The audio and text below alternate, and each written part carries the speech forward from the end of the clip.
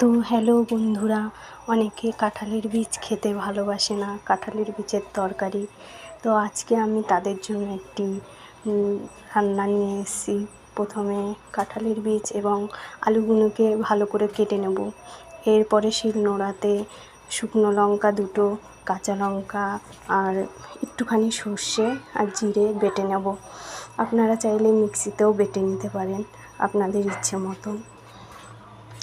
দিয়ে এবার একটু জল গরম করে ওটাতে কাঁঠালের বীজ আর আলুটাকে একটুখানি হালকা ভাপিয়ে নেব।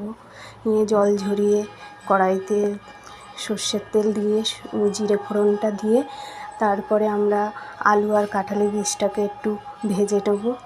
দিয়ে ওই তেলেতেই আমরা একটু সর্ষে বাটা দিয়ে ভালো করে নেড়ে চেড়ে ওর মধ্যে হলুদ গুঁড়ো এবং লঙ্কার গুঁড়ো একটু সামান্য জল দিয়ে যেই তেল ছেড়ে যাবে আমরা ওটাকে দিয়ে দেবো কাঁঠালের বীজ এবং আলুটাকে।